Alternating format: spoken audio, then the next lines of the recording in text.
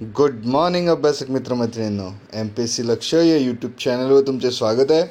आज 9 एप्रिल 2019 आणि तुमच्यासाठी घेऊन आलेलं आहे आजच्या महत्त्वाच्या चालू घडामोडी, ज्या आपण MCQ फॉर्मॅटमध्ये बघणार आहोत. सोबत त्या न्यूजचं डिटेल ॲनालिसिससुद्धा समजून घेणार आहोत. तर फार वेळ न करता आपण लवकरात लवकर सुरू करूया. आजचा पहिला प्रश्न आहे, निवडणुकांमध्ये एका विधानसभा मतदारसंघात किती मतदान केंद्रांमधील मतपावत्या, ज्याला आपण VVPAT असं म्हणतो, या मोजण्याचा निर्णय सुप्रीम कोर्टाने दिला आहे. यापूर्वी जो निर्णय होता तो म्हणजे प्रत्येक विधानसभा मतदारसंघामधून एका मतदान केंद्रावरील मतपावत्या ज्या आहेत किंवा VVPAT ज्या आहेत त्या मोजण्याची सक्ती होती. तर हा नियम आता सुप्रीम कोर्टाने बदलला आहे आणि सुप्रीम कोर्टाने असा निर्णय दिलेला आहे की कमीत कमी 5 मतदारसंघामधील एका मतदारसंघामधील विधानसभा मतदारसंघामधील 5 मतदान केंद्रांमधून या VVPAT ज्या या पावत्या मोजण्यात याव्या. या संदर्भातील बातमीसुद्धा पुढे आलेली आहे.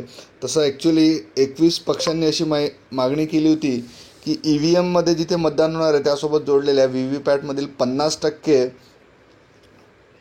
पावत्यांची मोजणी करण्यात यावी, अशी याचिका N. चंद्राबाबू नायडू आणि 21 विरोधी पक्षनेत्यांनी केली होती. ती मागणी सर्वोच्च न्यायालयाने फेटाळून लावली आहे.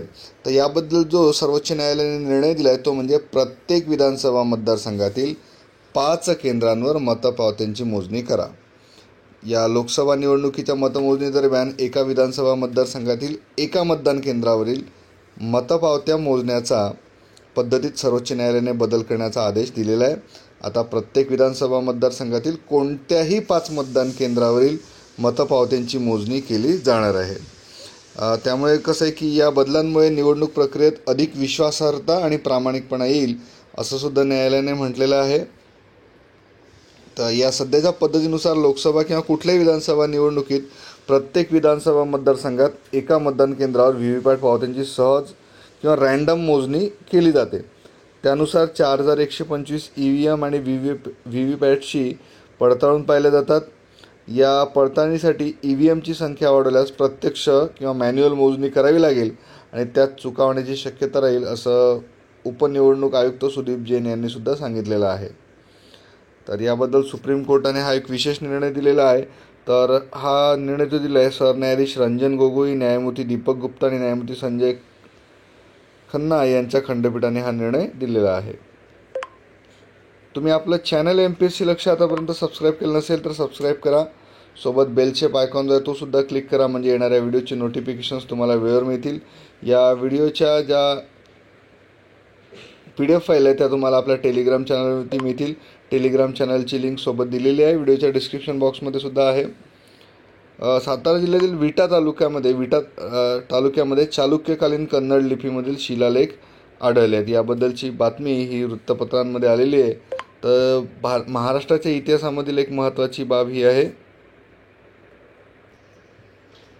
हा विटा तालुका सांगली जिल्ह्यामध्ये आहे आणि सांगली जिल्ह्यामधील या शोधामुळे बरीचशी भर जी आहे ज्ञानामध्ये पडलेली आहे.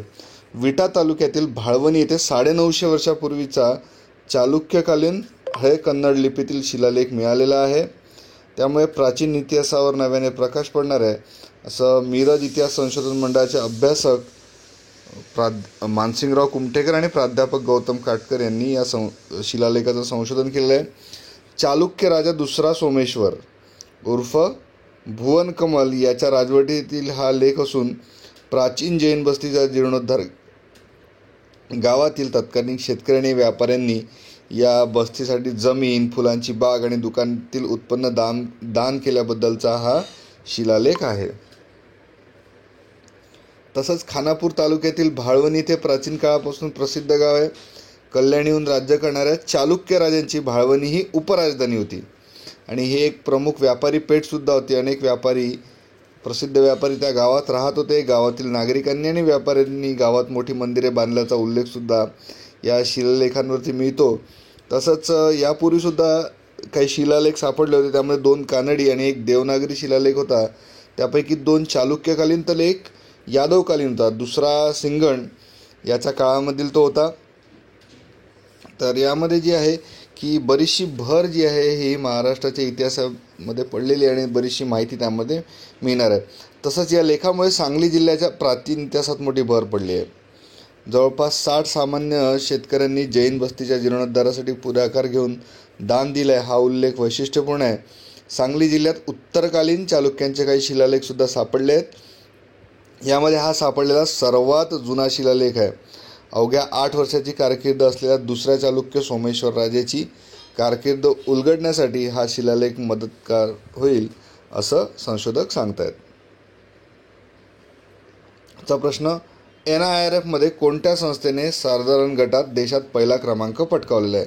मनुष्यबळ विकास मंत्रालयाने ही आकडेवारी जाहीर केली आहे आणि सर्व क्षेत्रामध्ये जे आहे साधारणपणे IIT मद्रास या संस्थेने या रँकिंगमध्ये पहिला क्रमांक पटकावला आहे, तर ISC बँगलोरने दुसरा क्रमांक पटकावलेला आहे. महाराष्ट्रातून सावित्रीबाई फुले पुणे विद्यापीठ हे सर्वसामान्यपणे टॉप 10मध्ये एकुलते एक विद्यापीठ आहे.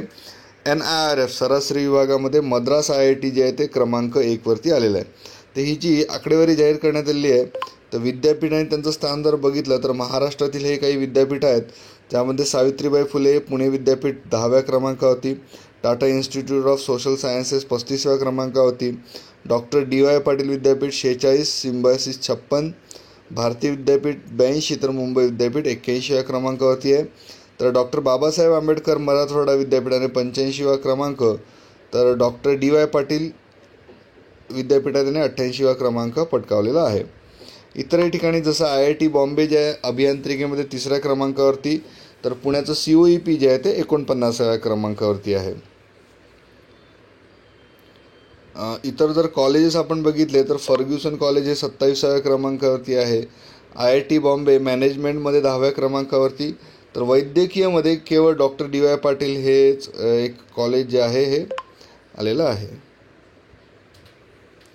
तर देशातील शैक्षणिक संस्थांमध्ये सरासरी क्रमवारीमध्ये IIT मद्रास यांनी प्रथम क्रमांक पटकावला आहे. या यादीमध्ये IIT मुंबई 4थ्या क्रमांकावरती आहे. केंद्रीय मनुष्यबळ विकास मंत्रालयाने नॅशनल इन्स्टिट्यूट रँकिंग फ्रेमवर्क, ज्याला NIRF आपण म्हणतो, नॅशनल इन्स्टिट्यूशनल रँकिंग फ्रेमवर्क अंतर्गत राष्ट्रीय स्तरावरील शैक्षणिक संस्थांची क्रमवारी राष्ट्रपती रामनाथ कोविंद यांच्या हस्ते जाहीर करण्यात आलेली आहे. ही सरासरी विद्यापीठ, अभियांत्रिकी, महाविद्यालय, व्यवस्थापन, वैद्यकीय, विधी, स्थापत्य अशा विविध विभागातील संस्थांसाठी आहे. तर या क्रमवारीमध्ये IIT मद्रास पहिला, IIT बेंगळुरू दुसरा, IIT दिल्ली तिसरा, तर IIT मुंबई 4थ्या क्रमांकावरती, तर 5व्या क्रमांकावरती IIT खडगपूर यांनी पटकावलेला आहे. अभियांत्रिकी विभागामध्ये IIT मद्रास प्रथम क्रमांकावरती, तर दिल्ली दुसऱ्या, मुंबई तिसऱ्या आणि खडगपूर 4थ्या क्रमांकावरती, तर IIT कानपूर 5व्या क्रमांकावरती आहे. वैद्यकीय विभागामध्ये नवी दिल्लीच्या जामिया हमदर्द जे आहे हे पहिल्या क्रमांकावरती आहे आणि मुंबईतील इन्स्टिट्यूट ऑफ केमिकल टेक्नॉलॉजी हे 4थ्या क्रमांकावरती आलेले. तर ही महत्त्वाची आकडेवारी असते. ही आकडेवारी केंद्रीय मंत्रालयाद्वारे नॅशनल इन्स्टिट्यूशनल रँकिंग फ्रेमवर्क असं याला नाव देण्यात आलेलं आहे आणि त्याद्वारे ही आकडेवारी सादर केली जाते. पुढील प्रश्न, मालदीवच्या संसदीय निवडणुकीत कोणाच्या पक्षाला प्रचंड बहुमत मिळालेलं आहे? अब्दुल्ला यामीन, मोहम्मद नशीद, इब्राहिम सोली की 2 व 3 दोन्ही? तर हे जे आहेत इब्राहिम सोली आणि मोहम्मद नशीद यांच्या पक्षाला जे आहे इथे 2/3 बहुमत मिळालेलं आहे. मालदीवमध्ये सार्कचा एक मेंबर आहे मालदीव आणि अब्दुल्ला यामीन हे तर मागेच पराभूत झाले होते. इब्राहिम सोली यांनी अब्दुल्ला यामीन यांना पराभूत केलं होतं. तर त्यांची कारकीर्द जी आहे अब्दुल्ला यामीनची ते संपुष्टात आली होती आणि आता जे आहे मालदीवचे राष्ट्रपती मोहम्मद नशीद माजी राष्ट्रपती होते मोहम्मद नशीद यांनी 2/3 बहुमत मिळवत पुनरागमन केलेलं आहे आणि या विजयानंतर नशीद यांनी सरकारी भ्रष्टाचार संपवण्याचा आणि सुधारणा करण्याचा संकल्प जाहीर केला. आता त्यांची निवड जी आहे त्यांच्या पंतप्रधानपदी होणार आहे. त्यांची जी पक्ष आहे मालदिवियन डेमोक्रॅटिक पार्टी याने 87 सदस्यांच्या सभागृहात 2/3 बहुमत पटकावलेलं आहे. त्यामुळे बऱ्याच वर्षापूर्वी त्यांना देशाच्या बाहेर जावं लागलं होतं. तर आता ते त्यांच्या मायदेशी परतले आणि 5 महिन्यातच त्यांना प्रचंड विजय यामध्ये मिळवता आलेला आहे. नशीद यांच्या विजयामुळे त्यांचे जे प्रतिस्पर्धी होते आणि एकाधिकार कारभार करणारे माजी राष्ट्रपती अब्दुल्ला यामीन यांच्या मतदारसंघामध्ये त्यांना सुद्धा पराभव पत्करावा लागला होता. तर प्रोग्रेसिव्ह पार्टी ऑफ मालदीव्ज या पक्षाला निवडणुकीमध्ये केवळ 4च जागा ज्या आहेत त्या मिळवता आलेल्या आहेत. तर आता जे आहेत त्या सरकारमध्ये जे आहेत पंतप्रधान हे बनतील.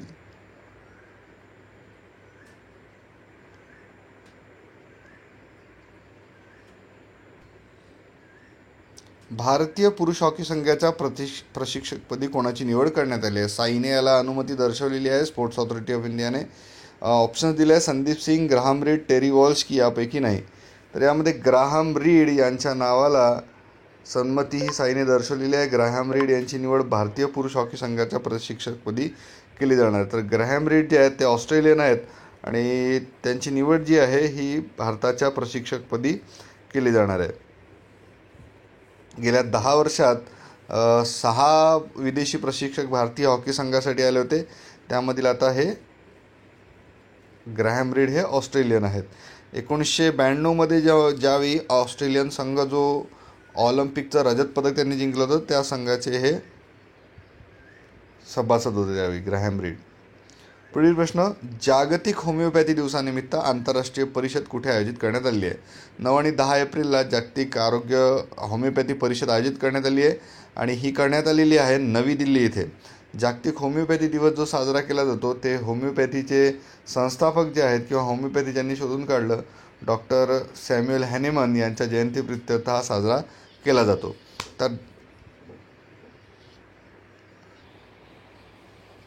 जागतिक होमिओपॅथी दिवसानिमित्त आयुष मंत्रालयातील स्वायत्त संस्था असलेल्या केंद्रीय होमिओपॅथी संशोधन परिषदेतर्फे नवी दिल्लीतील डॉक्टर आंबेडकर आंतरराष्ट्रीय केंद्रामध्ये 9 आणि 10 एप्रिल 2019 रोजी आंतरराष्ट्रीय परिषदेचं आयोजन करण्यात येणार आहे.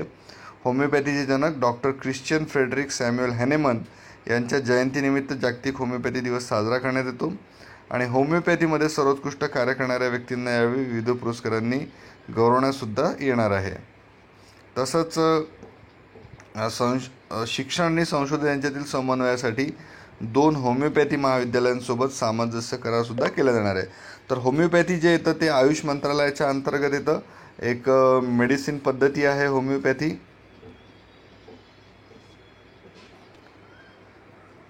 बघूया आपला पुढील प्रश्न, कांगला टोंगबीच्या लढाईची 75व्या वर्धापन दिन 7 एप्रिल 2019 रोजी साजरा करण्यात आला. तर एक कांगला टोंगबी जे आहे कुठल्या राज्यामध्ये येतं? मणिपूर, पश्चिम बंगाल, नागालँड की तामिळनाडू? तर कांगला टोंगबी जे आहे हे मणिपूर राज्यामध्ये येतं. याचं उत्तर आहे प्रश्नाचं उत्तर मणिपूर. तर इम्फाळ जे आहे 75व्या वर्धापन दिनाचं आयोजन करण्यात आलं होतं मणिपूरच्या इम्फाळजवळ. कांगला टोंगबी वार मेमोरियल इथे आर्मी ऑर्डिनन्स कॉर्प्सने केलं होतं. इम्फाळची लढाई जी आहे ही दुसऱ्या महायुद्धाच्या काळामधली एक सर्वात खडतर अशी लढाई मानल्या जाते आणि यावेळी ज्या जपानी फौजांनी इथे आक्रमण केलं होतं आणि ही लढाई जी आहे 8 मार्च ते 3 जुलै 1944च्या दरम्यान लढली गेली होती. भारतीय लष्कराने लढाई इथे जिंकली होती. कांगला टोंगबी इम्फाळजवळ असलेलं. पुढील प्रश्न, लक्ष्मी विलास बँक याने अलीकडे कोणत्या फायनान्स कंपनीची विलीनीकरणाची घोषणा केलेली आहे? तर कुठली फायनान्स कंपनी जी आहे लक्ष्मी विलास बँकेमध्ये इन्क्लूड केलं जाणार आहे, विलीनीकरण केलं जाणार आहे? तर हे आहे India bulls housing finance. India bulls housing finance विलीनीकरण जे आहे लक्ष्मी विलास बँक ही जी एक प्रायव्हेट बँक आहे या बँकेमध्ये केलं जाणार आहे. त्यामुळे याचे सगळे जे लक्ष्मी विलास बँकेने 100 शेअर्ससाठी बोर्डाने जी मंजूर केलं आहे त्यांना इंडिया बुल्स हाऊसिंग फायनान्सचे 14 शेअर प्राप्त होतील. तर इंडिया बुल्स हाऊसिंग फायनान्समध्ये लक्ष्मी विलास बँकेचं विलीनीकरण हे होणार आहे. पुढील प्रश्न, भारतात दरवर्षी समुद्री दिवस कधी साजरा केला जातो? नॅशनल मेरीटाईम डे हा कधी साजरा केला जातो? तर हा 7 एप्रिलला साजरा केला जातो नॅशनल मेरीटाईम डे. 5 एप्रिलला साजरा केला जातो नॅशनल मेरीटाईम डे. हा दिवस जो असतो नॅशनल मेरीटाईम डे 5 एप्रिल समुद्री दिवस त्याला म्हटलं जातं. तर हा राष्ट्रीय दिवस म्हणून लोकांना सांगण्यात येतो आणि जगभरातील अर्थव्यवस्था आणि कॉन्टिनेंटल कॉमर्स आणि अर्थव्यवस्थेबद्दल जागरूकतेद्वारे पसरवली जाते. यावर्षीची जी थीम होती ती म्हणजे Indian ocean and ocean of opportunity. Indian ocean हा संधीचा महासागर आहे. Indian ocean and ocean of opportunity अशी यावर्षीची थीम ही होती. 5 एप्रिल रोजी नॅशनल मेरीटाईम डे हा साजरा केला गेला. पुढील प्रश्न, क्वालालंपूर येथे मलेशिया ओपन ही जी बॅडमिंटनची स्पर्धा होती ही पुरुष एकल स्पर्धा कोणी जिंकली? Chen Long, Kidambi Srikanth, Viktor Axelsen की लिन डॅन. तर ही स्पर्धा जी आहे चीनच्या लिन डॅन याने जिंकलेली आहे मलेशियन ओपन स्पर्धा. आणि त्याने त्याच्यात जो आहे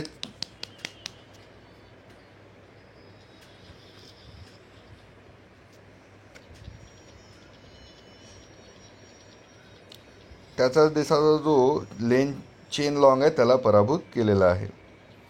हा आपण काल विचारलेला प्रश्न होता. बऱ्याच विद्यार्थ्यांनी याचं बरोबर उत्तर दिलेलं आहे.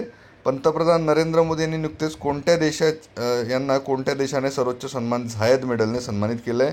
तर याचं उत्तर जे आहे ते म्हणजे UAEने यांना सन्मानित केलं आहे. ज्यांनी बरोबर उत्तरं दिलेली आहेत त्यांची नाव. तर या प्रश्नाची जी बरोबर उत्तरं दिलेली आहेत ती म्हणजे दिनेश नलनीकर, बापू डोने, विनोद अळसपुरे, दत्ता गावडे, पूजा पटले, जया भालेकर, गौतम साळवे, नितीन गुजर, अक्षय मानकर, हर्षदा धनवटे, अमोल शेजूळ, रामगोंडा बिरादार, प्रदीप कुंभार, शुभम गौरव, वैष्णवी गायकवाड, सुशांत सुर्वे, संपत वाकडे, शीतल पाटील, अश्विनी भोसले, शिवाजी मस्के, मयूर कापडे, शीतल भांडरे, अंकिता पोळगावंडे, सचिन माळी, रसिका के, गौतम साळवे या सर्वांनी जे आहे बरोबर उत्तरं दिलेले आहेत. तर तुमचं अभिनंदन. तुमचा अभ्यास चांगल्या प्रकारे चालू आहे. तर या प्रश्नाचं सुद्धा उत्तर तुम्ही कमेंट बॉक्समध्ये द्या म्हणजे आपल्याला उद्या तुमची नावं त्यामध्ये जे करेक्ट आन्सर देतील त्यांचे नावं कंडक्ट करता येतील. न्यायमूर्ती प्रदीप नंद्राजोग यांनी कोणत्या उच्च न्यायालयाचे मुख्य न्यायाधीश म्हणून शपथ घेतली आहे? Madras high court, Bombay high court, Patna high court की कलकत्ता हायकोर्ट? तर याचं उत्तर कमेंट बॉक्समध्ये नक्की लिहा आणि व्हिडिओ कसा वाटला मला नक्की कळवा. आपलं जे चॅनल आहे हे सर्व स्पर्धा परीक्षांसाठी उपयुक्त असं चॅनल आहे. त्यामुळे तुम्हाला सर्व दृष्टिकोनातून अभ्यास करण्यासाठी मदत होत असेल. येणाऱ्या सर्व स्पर्धा परीक्षांसाठीचे व्हिडिओज जे आहेत ते आपल्या माध्यमातून ऑलरेडी अपलोड झालेले आहेत. तुमच्यासाठी अजूनसुद्धा व्हिडिओज जे आहेत ते अपलोड होतील. करा अभ्यास. बनाधिकारी. धन्यवाद.